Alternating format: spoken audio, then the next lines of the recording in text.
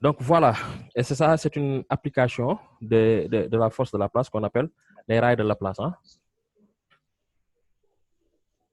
Les rails de Laplace. Bon, j'ai au début du cours, exemple bi ma joxe woon ci cours bi, exemple bii la woon, mais j'avais pas dessiné, je l'avais pas dessiné comme ça, je l'avais pas schématisé comme ça. Donc, quand vous voyez comme ça, vous avez quoi? Vous avez un circuit électrique dans lequel on a mis un aimant en U, dont la face nord est là, la face sud est là. Hein? Donc, c'est-à-dire qu'à l'intérieur de ces deux barres-là, à l'intérieur de ces deux conducteurs-là, il règne un champ magnétique uniforme. Hein? Maintenant, qu'est-ce qu'on fait? On met au niveau de ces deux rails-là, pourquoi on les rails de Laplace, c'est parce qu'on a mis une tige métallique sur ce circuit électrique-là et on fait passer le courant. Voici notre générateur. Donc là, on nous a dit que cette figure-là reproduit l'expérience des rails de Laplace.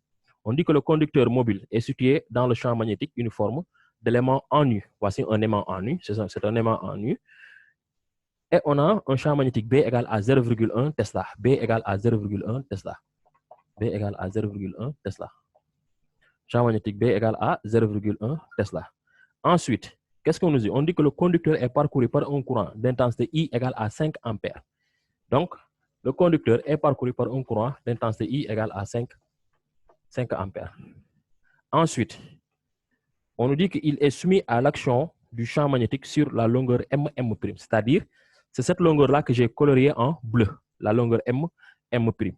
Je vous le dis toujours, hein, la force de Laplace s'exerce sur un conducteur qui baigne dans un champ magnétique. Hein.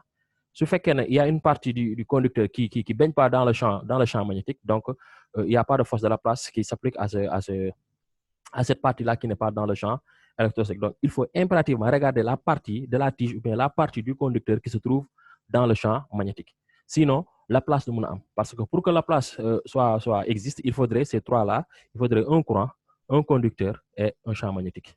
OK? Alors, on nous dit qu'il est soumis à l'action du champ magnétique sur la longueur M', qui est égale à L égale à 5 cm. L égale à 5 cm. Qui est égal à L, qui est égal à 5 cm. Ensuite, petit a. On nous dit dans les conditions de cette figure-là, déterminer la direction et le sens de la force électromagnétique qui s'exerce sur le conducteur mobile. Hein, qui s'exerce sur le conducteur mobile. Donc, on nous demande la direction et le sens de quoi? De la force électromagnétique. Cette force électromagnétique-là, c'est la force de Laplace. Tout d'abord, qu'est-ce qu'il faudrait faire? On sait tous que F égale à IL vectoriel B. On sait tous que F égale à I, L, vectoriel, B. Le sens de L, c'est toujours suivant le sens du courant. Donc, pour savoir le sens de L ici, il faudrait déterminer le sens du courant. Or, on sait que le courant, il parcourt ces rails-là de la borne positive vers la borne négative. Donc, le courant va circuler suivant ce sens-là, comme ça. Donc, ce qui se passe ici, le courant fera comme ça. Et va entrer comme ça. Et comme ça. Donc, ce qui fait qu'on a le sens de I. Ensuite, une fois qu'on a donné le sens de I, il nous faut donc donner le sens de quoi? Le sens de B, c'est-à-dire la direction de B. On a déjà sa norme, il nous faut donner son sens et c'est sa norme. Alors, on a un aimant en U. Le pôle nord de l'aimant en U est là, le pôle sud est là. Donc, qu'est-ce qu'on va dire? Notre champ magnétique est dirigé, Aïcha, du pôle nord. La direction SN. Voilà. Du pôle sud vers le attention, voilà. Mais tu peux dire du pôle sud vers le pôle nord. Mais SN, c'est du pôle nord vers le pôle sud lay demee nag dégg ngeen. OK? Parce que nii lay def xoolal sud nii lay def nii dugaat nii gis nga. Donc nii lay def. Est-ce que tu as compris le mu bëgg a wax?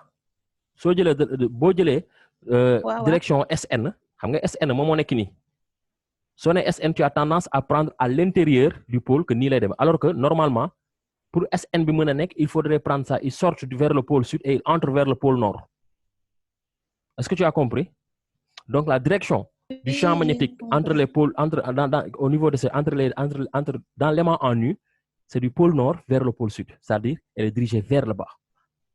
Est-ce que tu m'as bien compris? Oui, j'ai compris. Alors, donc, si B est dirigé vers le bas, on va dire que B est dirigé vers le bas du pôle nord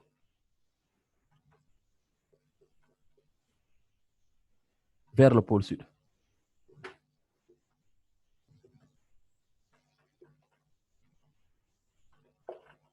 N'est-ce pas? Maintenant, on a la direction de F. On a la direction de... Attends, Aziz. Oui. Je ne vois pas ce que vous voulez dire à dire pôle sud. Je n'ai pas bien saisi. Voilà. On a toujours dit que le champ magnétique est tangente aux lignes de champ. Tu es d'accord? Hein, Youssou? Oui. Or, les lignes de champ, c'est toujours Oui, du pôle sud vers le pôle nord. Est-ce que tu es d'accord? Du pôle sud vers le pôle nord. Oui. Voilà.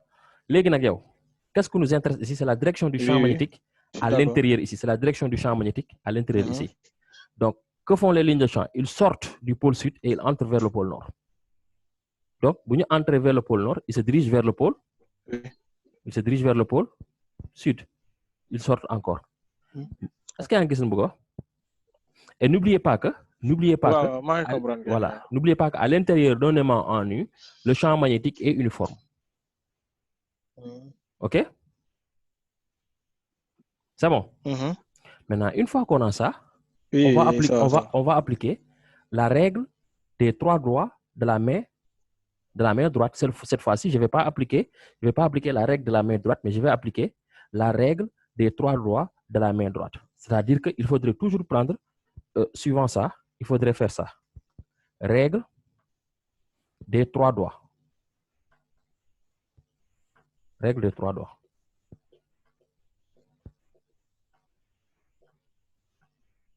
Et il se fait suivant le sens courant, champ, force. Courant, champ, tiré, force. Qu'est-ce qui indique le courant? Qu'est-ce qui indique le courant? C'est le pouce. Voilà. Ensuite, l'index. Et ensuite, le majeur. Ce sont ces trois doigts-là. Vous avez vu, ce sont ces trois doigts-là. Le pouce, l'index, le majeur. Donc, qu'est-ce qui indique ici? La force, c'est le majeur. Donc, regarde. Quand le courant est comme ça, le courant est comme ça, le champ doit être dirigé vers le bas. Donc, ce qui fait que soit définit le courant, attention, hein, ça donne, c'est le courant. Pouce bilan, pouce bi courant bi la, index bi, champ bi la, le champ est dirigé comme ça, tu as vu, c'est comme ça. Et où est dirigée ma force? Vers la gauche ou bien vers la droite? Vous voyez pas? Vers la gauche. Vers la gauche. Regardez. Non. Vers la gauche. Voilà. Vers la gauche, mon équini. Vous avez vu? Non, mom la yëngal ni ci suuf, gisoo leen, mom la yëngal ni ci suuf, gis ngeen? Vous le voyez comme ça? Parce que le champ est dirigé vers le bas. Pouce bi mu dirigé wo, xoolal sama loxo bi fu mu def, gis ngeen ko moom moo yëngatu nii. Oui. Vous l'avez vu? Donc, ce qui fait que donc notre champ magnétique, notre force électrostatique est dirigée comme ça. Notre force électrostatique est dirigée comme ça. On applique la règle de la main droite. Wala bi nga wara appliquer par force. Non, vous allez appliquer la règle de la main droite. Hein? Vous allez appliquer la règle de la main droite. Hein? Mais chaque fois, il faut réciter. Bien sûr. Moi, je n'ai pas cité. Ah, il faut faire ça. Hein? Bien sûr. Parce que c'est sens bi. Alors que vous n'avez pas cité la règle que vous avez utilisée. Quand tu dis que c'est la règle de la main droite, que ça ne suffit pas. Ça ne suffit pas. Il faut dire que c'est quoi la règle de la main droite. Comme ça, le gars saura que tu sais bien utiliser ça. OK? Même le courant est comme ça. Tu fais comme ça. Le champ magnétique est dirigé comme ça vers le bas. Ce qui fait que ton champ est dirigé comme ça. Est-ce que vous avez vu? Oui. C'est bon. Donc, une fois qu'on a donné ça, il nous faut maintenant chercher quoi? Il nous faut chercher l'intensité. On sait que F. Bon, puisque L perpendiculaire à B, alors F c'est égal à I, L, B. F égale à I, L, B. Maintenant, F égale à I, L, B fait que donc, je vais avoir l'application numérique F égale I, c'est égal à combien? C'est 5 ampères. L, c'est 5 10 puissance moins 2. Et B, c'est 0, combien? 0,1. Ce qui donne un champ F égale à combien? Vous trouvez combien? 0,025, c'est-à-dire 2,5 10 puissance moins 2 newtons.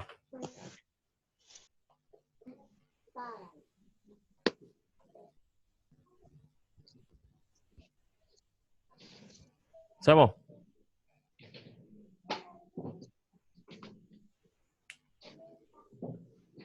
C'est bon?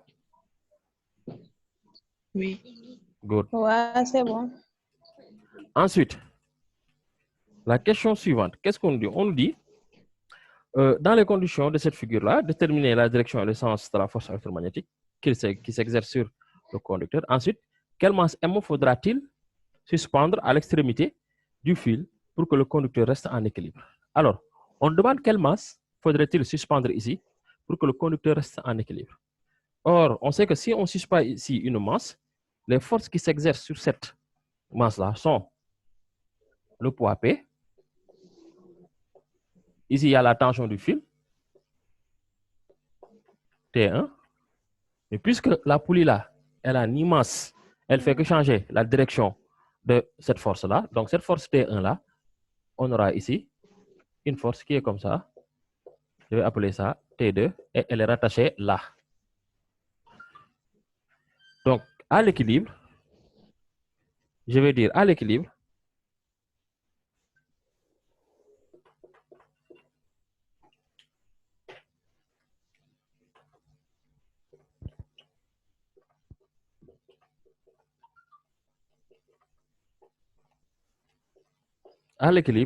G, F plus T2 égale à vecteur nul. Ce qui me fait que je vais écrire donc F est égal à T2. Or, T2 égale à T1 égale à mg. Ici, T1 égale à mg, or T1 égale à T2. OK? Ce qui fait que donc je vais avoir F est égal à mg et du coup ILB égale à mg et dans ce cas M égale à ILB sur G. M égale à ILB sur G. Mais Aziz, Oui, Aziz, oui. Vas-y, moi, j'ai pas raay comme dañoo pas am ma masse baax de. de am nañ masse. Raay yi Joxe dañoo nañ am ko. masse. Raay yi dañoo am masse. Ah? Waaw. Waaw, Ah. Joxe nañ grand ko ci suuf de waaw, 5 grand grammes. Grand? 5 grammes, waaw. Non, non, loolu y a pas de Grand kii. thème joxe nañ ko ci suuf. Non. Amul sax am kii. Ah, wala amul rapport ak Non, amul kii bi. rapport ak fii nii. Loolu amul rapport ak fii nii. Loolu amul rapport ak fii nii. OK? C'est bon. D'accord. De toute façon, si tu mets une masse ici, tu le diriges vers le bas, non? La masse doit être dirigée vers le bas. Tu es d'accord? Le poids doit être dirigé vers le bas du moins. Tu es d'accord? Waaw. Léegi soo defee F plus T1 plus F égale à vecteur nul nga projeté suivant cet axe-là. P, la projection de P est égale à 0. Pourquoi? Parce que la droite d'application de P est perpendiculaire à cet axe-là. Tu as bien compris? Waaw. Oui. Voilà. Ouais, j'ai compris. Moom moo tax la masse des rails ici ne va pas interagir. Hein? De la tige, hein? Ne va pas interagir. C'est bon. Donc, si on fait l'application numérique,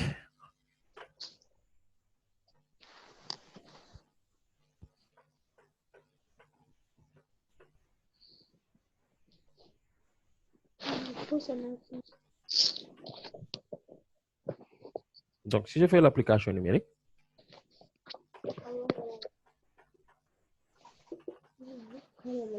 I c'est 5 ampères multiplié par 5 10 puissance moins 3 multiplié par 0,1 sur G. G, on a donné G égale combien? 9, Non, 5 10 puissance moins 2 à 5 10. 10 puissance 5 10 moins 2. puissance moins 2, voilà. 5 10 puissance moins 2. Ensuite, et G égale combien? G, on a donné combien? 9,8. 9,8. Ça me donne une masse M égale à la machine. Ça me donne une masse, 2,55 puissance 2,5 10 puissance moins 3 kg. c'est-à-dire 2,5 grammes, 2,55 grammes. Donc, il faut une masse M égale à 2,5 grammes ici pour que ça soit en équilibre. C'est bon? Oui. Good.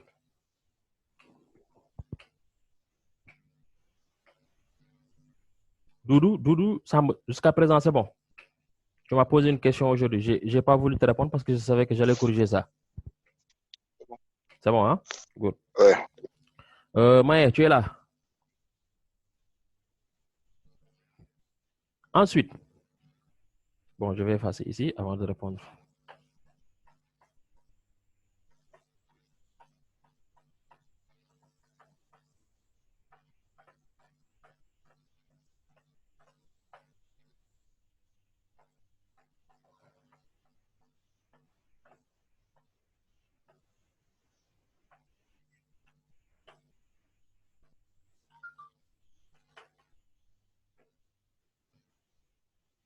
Ensuite, là, la question suivante, c'est qu'est-ce qu'on dit? On dit, le conducteur, on supprime maintenant le fil. Lorsqu'on supprime le fil, qu'est-ce qui se passe? C'est-à-dire que on aura à nouveau ça. C'est-à-dire, on aura à nouveau ça.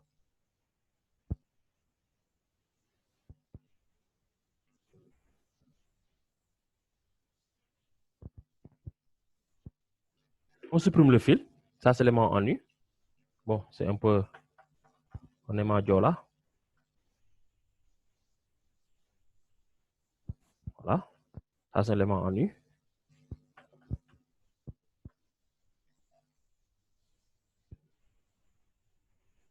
Voici ça. Ensuite, on supprime le fil. Si on supprime le fil, ce qui se passe, c'est que on nous dit que notre force, qu'est-ce qu'il fait? On dit que le conducteur M' est initialement immobile en non. Ensuite, il est soumis à l'action du champ magnétique sur une distance D égale à 4 cm. Sur une distance D égale à 4 cm. Alors, donc, ce qui se passe, on supprime ce fil-là, le conducteur, automatiquement, il va quitter ici. Ici, c'était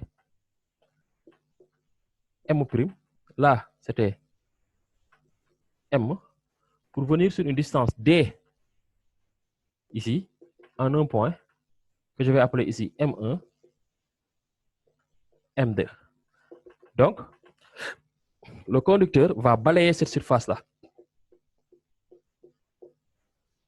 Et la force, elle est dirigée comme ça. Une vitesse V. Elle a une vitesse V. Donc, vitesse de quitter fibre, quitter fibre. Et là, j'ai un axe que j'oriente comme ça. L'axe des X. Que je vais orienter comme ça. Hein? Voici O. Là, je vais appeler ça P. Et là, je vais appeler ça R parce qu'il y a une question qui me donne R en bas. Légui, qu'est-ce qu'on nous dit? On nous dit que peut-on dire de son mouvement entre O et P? Du mouvement, que peut-on dire du mouvement du conducteur entre O et P? Et là, c'est simple. Schéma bi ñu am ak bii bokkul de. Hein? Schéma bi mooy fu ñu positionné point O yi ak P yi. Ah, ok. Ils l'ont fait de l'autre côté.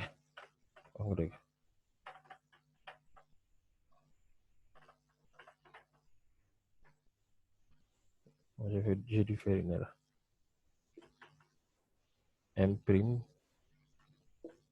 1, M2, X, là c'est O, là c'est P, là c'est R. Et voici notre vitesse V. Good, c'est comme ça. Alors, good. Ce qui se passe, les gars, ce qu'on va faire, c'est quoi? Ici, c'est le pôle nord. Et là, c'est le pôle sud. Bon, là, je ne vais pas appeler ça M' ni M seconde. Ok, c'est bon, je vais le laisser comme ça. Mais sachez que cette distance-là, c'est D. Hein? Cette distance-là, c'est D. Alors là, ce que je vais faire, on me demande, qu'est-ce qu'on me demande? Que peut-on conclure sur la nature du mouvement du quoi? Du conducteur. Alors, la force F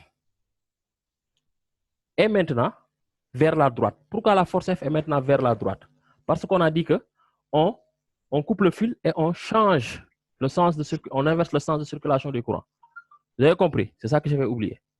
C'est ça, ils ont dit ça. Ou bien, on a dit on supprime le fil, la poulie, la masse M et on inverse le sens du courant. On supprime ce fil-là, on inverse le sens du courant. Or, la fois passée, quand on faisait le cours, je vous ai dit que si on inverse le sens du courant, forcément F va changer de sens. OK? Pourquoi? Parce que le sens du courant est lié au sens de F par le fait que ça forme avec IL un trièdre direct et avec B un trièdre direct. Donc, si on change le sens du courant, F ne va plus se diriger vers la gauche, mais elle sera comme ça maintenant vers la droite, ce qui fait que donc notre F, notre conducteur quitte ce point-là pour aller vers notre point P. Maintenant, qu'est-ce qu'on nous demande? Qu'est-ce qu'on peut déduire maintenant du mouvement du conducteur? Et là, on va appliquer le TCI. On va dire, appliquons le TCI.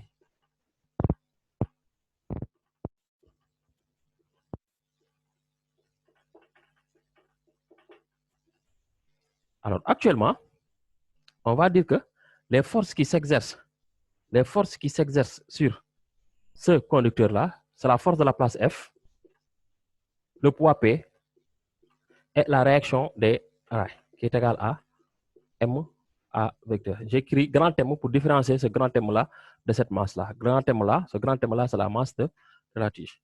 Alors, donc, une fois qu'on a ça, on sait que le poids lui-même est une composante exactement, elle compense la réaction. Le poids compense la réaction. Donc, ça veut dire que P plus R est égal à 0. N'est-ce pas? Le poids ici va compenser la réaction. Qui ne comprend pas ça? Le poids ici va compenser la réaction. Qui n'a pas compris ça? Je vous explique. Moi. Alors, comment vais-je vous expliquer ça? C'est-à-dire que quand tu fais... c'est-à-dire que su fekkee ne exemple tey jii nii raay bi di dox ba bañee mu bouger da nga ciy teg poids da nga ciy teg lu diis ndax mu daaju est-ce que comprendre nga ma poids raay bi day tax poids tige bi day tax tige bi daaju ci kaw raay yi maanaam du bouger du grincer du def dara parce que lan poids bu muy teg ci kaw raay moom moo tax mu ne daaju est-ce que comprendre li may wax Fall c'est Fall non? Oui. Non, je ne comprends pas. ci xam nga luy daaju benn daaju xam nga loolu. xam naa ko kay. waaw léegi lan mooy luy daaju. waaw xoolal ne ko ku ko gën a diis bu toogee ci kawam du bouger. merci beaucoup voilà merci Anta merci kii Hélène. voilà. maa ngi soog comprendre Elena. bu toogoon sama kaw nii damay tàcc. voilà da ngay ne tàcc. mais Elena léegi bu toogoon sa kaw doo jóg. voilà man moom bu toogee ci Ok, kaw doo jóg. c'est clair. voilà tu as compris hein. Enfal. Oui, j'ai compris. Voilà. C'est pourquoi le poids compense ici la réaction. Donc, ce qui fait, qu'est-ce qu'on aura ici? On aura automatiquement F égale à MA.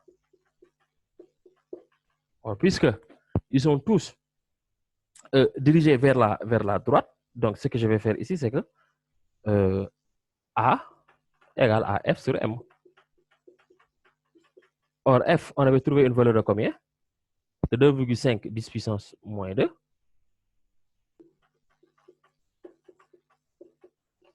Et la masse grand M, c'est égal à combien? La masse grand M, c'est égal à combien? 5 grammes. 5 grammes et 5 5 grammes. moins 3. Quand je calcule, ça me donne 0,5 mètres par seconde carré. Donc là, l'accélération n'est pas nulle.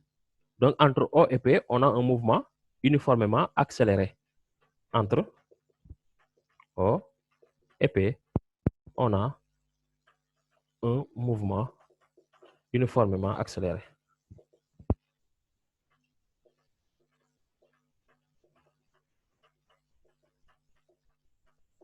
On a un mouvement uniformément accéléré.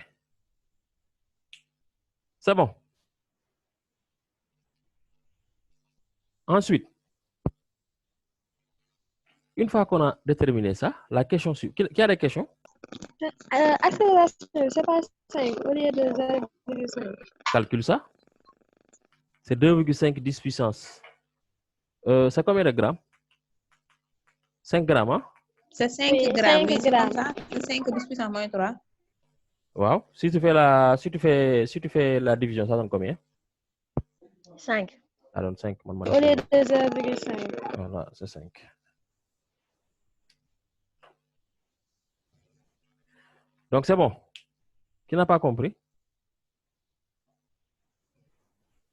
Qui n'a pas compris? C'est bon. Good. Allons-y donc. On continue. Alors, une fois qu'on a ça, oui, Maë. Tech. Pour chercher quoi? Wow. Si tu nekkaguñ ci vitesse bi de est-ce que yaakaar vitesse bi la yaakaar lay chercher. ah non nekk waaye ci vitesse bi de ci calcul accélération bi laa vitesse. nekk. Ci accélération bi laa nekk. Dégg nga? Comment damaa sauté question. waaw da ngaa sauté question bi waaw. Parce que man def na question. Ah, ok. Donc, une fois qu'on fait ça, qu'est-ce qu'on nous demande maintenant? Je pense qu'on vient à ta question. C'est-à-dire, quelle est la valeur de la vitesse en P? Quelle est la valeur de la vitesse en P? Alors, donc, là, ce qu'il faudrait savoir, c'est qu'on a une accélération qui est égale à 5 mètres par seconde. Moi, ce que je vais faire, c'est anticiper. Anticiper mon moyen là. C'est pourquoi on vous demande à chaque fois de lire entièrement un exercice. Et regardez, est-ce que la question que je suis en train de répondre, elle n'a pas de conséquences au niveau des questions qui vont suivre. Quand on regarde, une fois qu'on nous a demandé de calculer la vitesse en P, la question suivante, on me demande quel est le temps mis pour aller de O à R. Donc, il me faut calculer la vitesse en utilisant une relation entre la vitesse et le temps. Donc, il me faut donner l'équation horaire de la vitesse. Or, si je connais l'équation horaire de la vitesse, je peux calculer donc la question suivante si on me demande le temps qu'a mis le conducteur entre O et P. Or, pour avoir l'équation horaire de la vitesse, il me faut faire ce qu'on appelle donner l'équation de la trajectoire elle-même. C'est-à-dire, j'ai A égale à 5 mètres par seconde. A est une constante. Donc, si A est une constante, je sais que l'équation horaire, je vais avoir X égale 1 demi de AT carré. Hein? X égale 1 demi de AT carré, c'est-à-dire 5 demi de T carré. Ça, on le sait. X égale à 5 demi de T carré. Maintenant, puisque X est égal à 5 demi de T carré, or, V à T égale à 0, je sais que V est égal à 0 mètres par seconde. Maintenant, Gx, qu'est-ce que je vais chercher? Je vais utiliser la relation en cinématique qui me donne 2A delta de X est égal à delta de V carré. Vous vous rappelez de cette relation-là? 2A delta de X égale à delta de V carré. Est-ce que vous vous rappelez de cette relation? Or, cette relation-là, Oui. en fait, cette relation-là, ça peut se comprendre. Donc, ce que je vais faire ici, c'est quoi? Dire donc, c'est 2A. Delta de X, c'est ça. Delta de X, c'est cette distance-là. Et cette distance-là, on l'a nommé combien? Égal à 4. C'est égal à D. Donc, 2AD est égal à delta de, c'est VP carré moins VO carré. En fait, ça, c'est le TEC. Hein? Ça, c'est le TEC additionné du TCI. Hein? C'est ça. Hein? Hein? Or, ça, c'est égal à 0. Ce qui fait que donc VP, c'est égal à racine carrée de 2AD. Doudou, Samb, c'est la question que tu me posais. Comment calculer VP? Est-ce que tu as compris ça? Hein? Oui, oui. Voilà. Ce qui fait que donc VP égale racine carrée de 2 fois 5. Et D, la distance D, c'est égal à combien?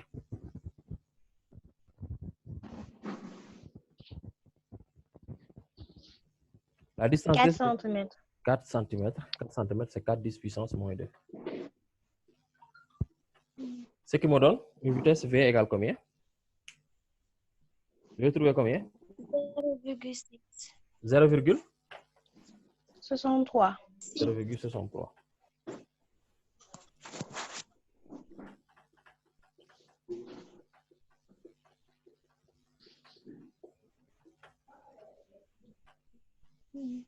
Donc 0,63 mètres par seconde.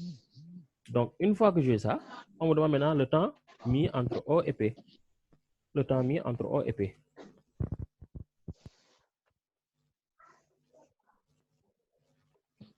Le temps mis entre O et P.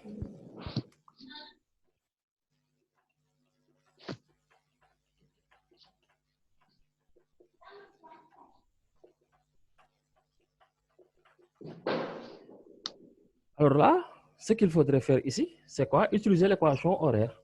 On a, lorsque x égale d, on a donc t est égal à, on a d est égal à quoi?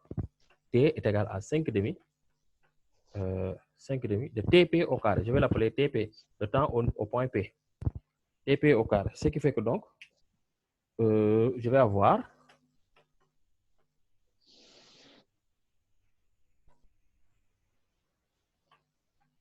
directement TP égale à racine carrée de 2D sur 5. Ce qui me donne donc TP égale racine carrée de 2 fois 4 10 puissance moins 2 sur 5. Calculez-moi ça. Vous trouvez combien? 2 fois 4, ça fait 8 10 puissance moins 2.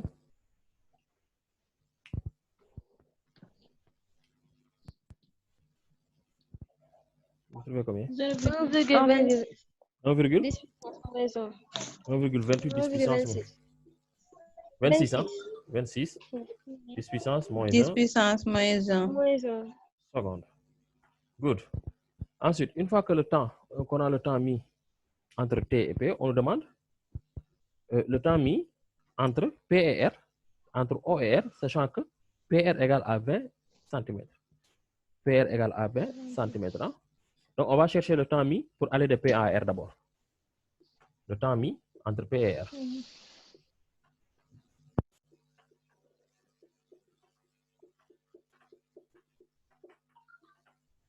Alors, on connaît PR, non?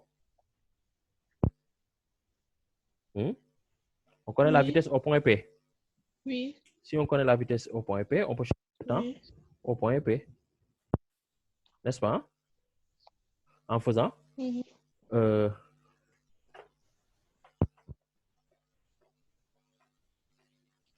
temps au point P, c'est la vitesse. Vitesse au point P, PR, distance sur temps. Je vais appeler ça TR. C'est PR sur la vitesse au point P. OK? Ce qui fait que donc, là, je vais avoir TR.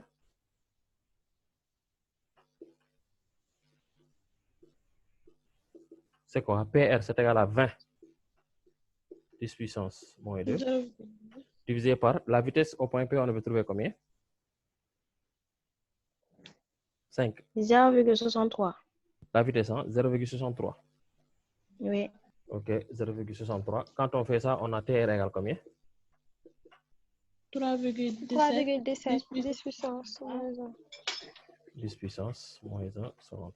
Ce qui fait que maintenant, le temps entre O et R, c'est le temps entre O et P, plus le temps entre P et R. Ce qui me fait T entre O et R, c'est TP, c'est 1,26. 10 puissance moins 1 seconde, plus 3,17, 10 puissance moins 1 seconde. Ce qui me donne TOR égale, allez-y, donnez-moi le résultat. 4,43 10 puissance moins 1. 4,43 10 puissance moins 1. 10 puissance moins 1. Voilà, moins 1 seconde. Aïcha.